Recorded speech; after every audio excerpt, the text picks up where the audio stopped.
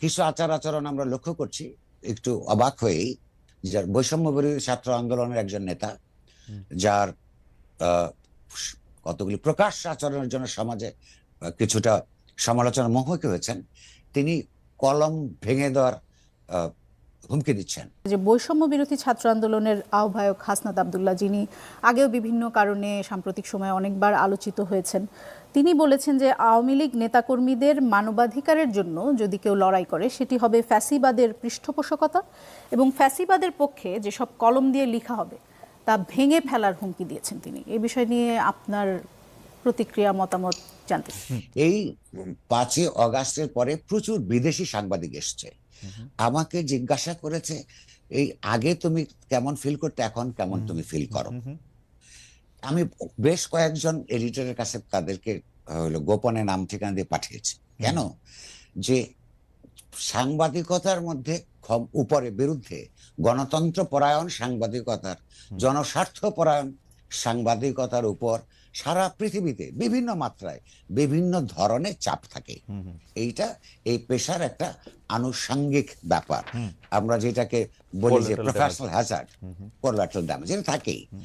প্রশ্নটা হলো সেই চাপের কাছে যদি আপনি নতি স্বীকার করেন, হ্যাঁ, এবং সেই চাপটা চলে গেলে যদি আপনি আবার স্বাধীনভাবে কাজ করতে পারেন, এইরকম অভিজ্ঞতা যাদের, তারা এই প্রশ্নের সঠিক উত্তর দিতে পারবে। আমার জন্য এক সমান। কেন? আমার উপর যতদিন আমি সম্পাদক ছিলাম হয়েছি, প্রত্যেকটা সরকার প্রত্যক্ষ এবং পরোক্ষভাবে আমার উপর চাপ এসছে। আমার সহকর্মীদের সততা এবং সাহসিকতার কারণে, নিজের কমিটমেন্টের কারণে ওইটা আমি মানি নাই। আমার আগেও চাপ বোধ করেছি, আবার সেটা গ্রাহ্য করি নাই। এখনো যে করি না তা না, নানান ধরনের। বহুদিন ধরে যদি একটা ভয়ের সংস্কৃতি সমাজের মধ্যে সক্রিয় থাকে, তাহলে এমনকি আপনার সাবকনসিয়াসলি আপনার সহকর্মীদের মধ্যেও থাকবে। হ্যাঁ, সেইটা কিন্তু সেটাকে নিয়মিত যোগাযোগের মাধ্যমে তাদেরকে সাহস দেওয়া ক্যাপ্টেনের দায়িত্ব। যেমন ধরুন, এই সাম্প্রতিককালে কিছু আচার আচরণ আমরা লক্ষ্য করছি একটু অবাক হয়েই, যার বৈষম্য বিরোধী ছাত্র আন্দোলনের একজন নেতা, যার কতগুলি প্রকাশ্য আচরণের জন্য সমাজে কিছুটা সমালোচনার মুখোমুখি হয়েছেন, তিনি কলম ভেঙে দেওয়ার হুমকি দিচ্ছেন। কিসের বিরুদ্ধে? যদি ফ্যাসিবাদের বিরুদ্ধে বা ফ্যাসিবাদী শক্তির পক্ষে কেউ লেখে, আবার কলম ভেঙে দিবেন। এই কথাটাও কিন্তু একটু ফ্যাসিবাদী শোনায়। দ্বিতীয়ত হচ্ছে, ফ্যাসিবাদ বলতে শুধু আওয়ামী লীগকেই বোঝায় না। ফ্যাসিবাদ একটা রাজনৈতিক ভাবাদর্শ। বাংলাদেশের বহু সংগঠনের মধ্যে, বহু প্রতিষ্ঠানের মধ্যে, বহু রাজনৈতিক সংগঠনের দলের মধ্যেও ফ্যাসিবাদী প্রবণতা আছে। অনেকগুলি জিনিস মিলালে ফ্যাসিবাদী একটা তত্ত্ব গড়ে ওঠে, ফ্রেমওয়ার্ক গড়ে ওঠে। সেই ফ্রেমওয়ার্কের মধ্যেই আমরা বসবাস করছি। তো এরকম মধ্যে কোনটার বিরুদ্ধে বললে বা কোনটার পক্ষে বললে কার কলম ভেঙে দিবেন, এইরকম উক্তির মধ্যে তো সত্যি কেউ যদি অভিযোগ করেন যে আমরা আবারও একটা ভয়ের সংস্কৃতির মধ্যে পড়ছি, সেটা যেমন বলা যাবে না, অসত্য বলা যাবে না। মতামত, ওনার ব্যক্তিগত মতামত, ওনার এই মতামতটা ফেসিবাদী কিনা সে আলোচনায় হয়তো আমি যাব না। আমি মনে করি উনি একটা, ওনার ইচ্ছা হয়েছে, উনি বলেছেন, ওনার হাতে ক্ষমতা আছে, উনি সাহস দেখিয়েছেন, সবই ঠিক আছে। তবে ফ্যাসিবাদের পক্ষে কেউ লিখলে তাকে তো সমালোচনা আপনি করতেই পারেন, কিন্তু প্রশ্নটা হচ্ছে যে ফ্যাসিবাদের সংজ্ঞাটা কি?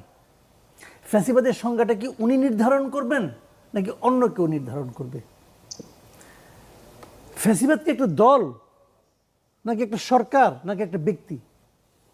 এই জায়গাটা ওনাকে বুঝতে হবে। উনি যদি ওনার মতো করে বুঝেন, উনি ওনার মতো করে বলেছেন, আমি এভাবে বলি না, আমি এভাবে ভাবিও না। উনি যদি পুরো আওয়ামী লীগটাকেই বলেন যে আওয়ামী লীগ নিয়ে কোনো কথা বলা যাবে না, তাহলে আমি বলবো উনি কথা ঠিক বলেন নাই। কারণ আওয়ামী লীগ এবং ফ্যাসিবাদ সমার্থক নয়। আওয়ামী লীগ একটা পলিটিক্যাল পার্টি। যে বড় কথা, এখন এটা যারা করছে, আমি এটা নিয়ে অত বেশি সিরিয়াসও না। হাসনাত আব্দুল্লাহ বক্তব্য নিয়ে আমি অতটা সিরিয়াস না। সিরিয়াস নেই কারণে কি, ওনারা না একটা অন্য জগতে বাস করে আমার ধারণা। ওনারা এই কথাকে কেউ খুব একটা গুরুত্ব দেবে বলে আমি মনে করি না। ওনার সেই অবস্থান নাই দেশে। এখন দেশের স্টুডেন্টদের মধ্যেও তাদের সেই অবস্থান আর নাই। আমি খুব, আমরা একদিন বলতেছে যে ইলেকশনের আগে যদি ডাকসু ইলেকশন হয়, এটা কি ঠিক হবে কাজটা, একজন আমাকে বলতেছিল, আমি বললাম একটা কারণে ঠিক হবে। সেই কারণটা কি, ইলেকশনে গেলে আমার বিবেচনা এরা থার্ডও হতে পারবে না। ওই ফাইটটা হবে শিবির এবং ছাত্র দলের মধ্যে। আপনি ঠিক আর সবাই খারাপ, এটা হয় না ভাই, এটা পৃথিবীতে হয় না। আপনি যদি হয়তো চান তাহলে আপনি এই ফ্যাসিবাদী ওই নামের যোগ্য হয়ে উঠবেন, এবং তখনই প্রমাণ হবে যে তারা যে আসলে একটা ফুলানো বেলুন আর কিছু না। এইখানে আমি তো 96-এর আওয়ামী লীগকে ফ্যাসিবাদী আওয়ামী লীগ মনে করি না, আমি তো করি না। শেখ হাসিনা এখন নাই, নেক্সট যদি আওয়ামী লীগ হিসেবে গণতান্ত্রিকভাবে অগ্রসর হয়, আমি ওটাকেও ফ্যাসিবাদী মনে করবো না।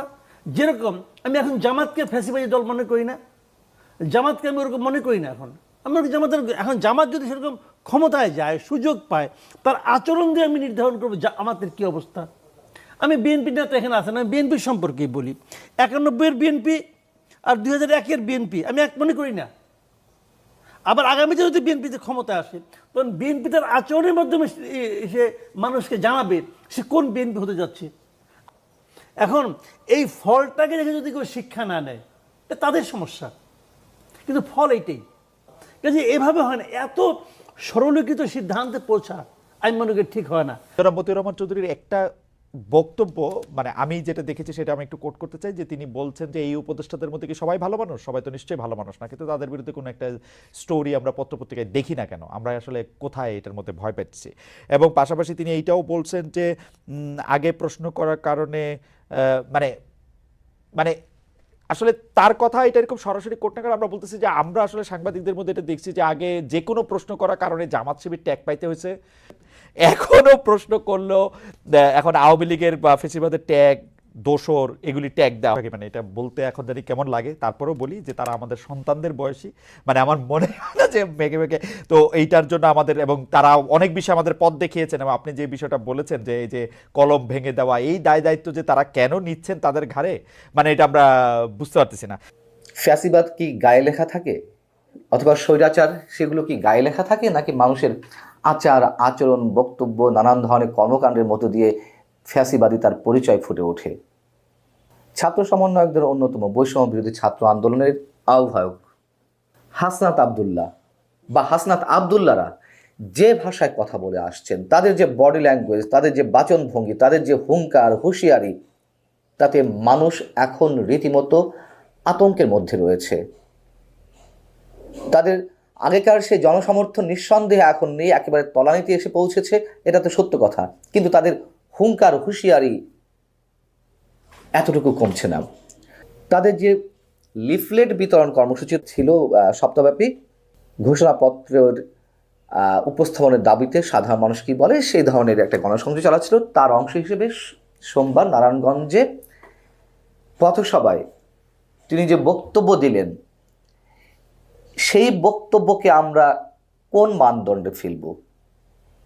ফ্যাসিবাদী আচরণের ক্ষেত্রে, নাকি সন্ত্রাসী মাস্তানি আচরণের ক্ষেত্রে?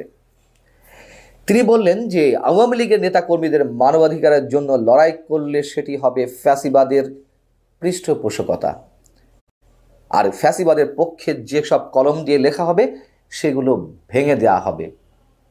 আওয়ামী লীগকে ফ্যাসিবাদ বলা হয়, সেটা নিয়ে বিতর্ক থাকতেই পারে। তাহলে আওয়ামী লীগ যদি ফ্যাসিবাদ হয়ে থাকে, হাসনাত আবদুল্লাহরা কি? হাসনাত আবদুল্লাহদের প্রতিনিধি হিসেবে যারা উপদেষ্টা পরিষদে রয়েছেন তারা কি? তারা যে নতুন রাজকীয় দলটি আনতে যাচ্ছে তার চরিত্র কি হবে? এবং ক্ষমতায় যাওয়ার আগেই, ক্ষমতার পেছনে থেকে এখনো তারা ক্ষমতা উপভোগ করছে, সরকারের তো তারা পার্ট। তাহলে পূর্ণভাবে ক্ষমতায় যাওয়ার আগেই তাদের যে পরিচয় ফুটে উঠছে, ক্ষমতায় যাওয়ার পরে কি হবে? তাহলে প্রশ্ন উঠতে পারে, বড় ফ্যাসিবাদ আসলে কে, বা ফ্যাসিবাদের আসল পরিচয়টি আসলে কিভাবে কারা তুলে ধরছে? আওয়ামী লীগের বিরুদ্ধে বা আওয়ামী লীগের নেতাকর্মীদের মানবাধিকারের জন্য যারা লড়াই করবে তাদেরকে ফ্যাসিবাদের পৃষ্ঠপোষকতা হিসেবে উল্লেখ করা হবে এবং তাদের হাত ভেঙে দেওয়া হবে। আর তাদের মানবাধিকার রক্ষার জন্য কথা বললেই হাত ভেঙে দেওয়া হবে। এসব অধ্যত্বের পরিণাম যে ভালো হয় না, হাসনাত আবদুল্লাহরা ভুলে যান। ক্ষমতায় যারা থাকেন তারা সবাই ভুলে যান।